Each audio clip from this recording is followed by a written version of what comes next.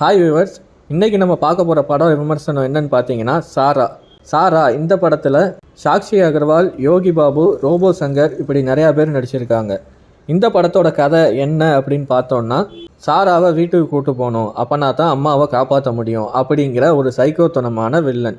இந்த படத்தோட first half எப்படி இருக்குது அப்படின்னு பார்த்தோன்னா, ஃபஸ்ட் ஹாஃபில் காமெடியாக வரக்கூடியவர், இன்டர்வல் வரைக்கும் அவர் தான் காமெடியாகனாகவும் இருக்கார். ரோபோ சங்கர், யோகி பாபு அவர்களோட சேர்ந்து அவரும் ஒரு காமெடியனாக தான் இருக்கார். இன்டர்வலுக்கு அப்புறம் தான் தெரியுது அவர் தான் இந்த படத்துக்கு பயங்கரமான வில்லனே அப்படின்னு. இப்போ செகண்ட் ஹாஃப் எப்படி இருக்குது அப்படின்னு பார்த்தோம்னா, செகண்ட் ஹாஃபில் தான் ஃப்ளாஷ்பேக் எல்லாமே வந்துடுது. எதுக்கு இவங்க சாராவை கூட்டு போனால் தான் அம்மாவை காப்பாற்ற முடியும் அப்படின்னா, இந்த வில்லனும் சாக்ஷி அகர்வாலும் ஸ்கூல் லைஃப்பில் நல்ல ஃப்ரெண்ட்ஸாக இருந்திருக்காங்க. அப்போ 12th எக்ஸாமில் பாஸ் ஆகிறதுக்காண்டி அந்த வில்லன் சாக்ஷி அகர்வாலுக்கு ஹெல்ப் பண்ணியிருப்பார். அப்போது அதை ஞாபகத்தில் வச்சு சாக்ஷி அகர்வால் உனக்காண்டி என்ன வேணாலும் செய்வேன் அப்படின்னு ஒரு வார்த்தை விட்டுடுறாங்க.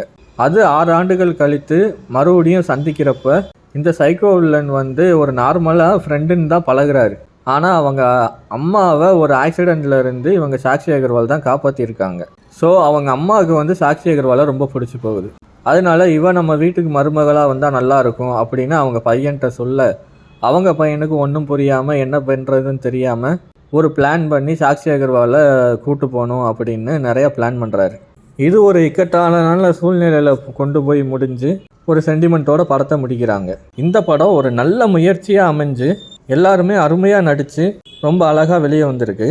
இந்த படத்தை ஒரு தடவை கண்டிப்பாக பாருங்கள், உங்களுக்கு ஒரு நல்ல மெசேஜாக அமையும் அப்படிங்கிறது என்னோட கருத்து.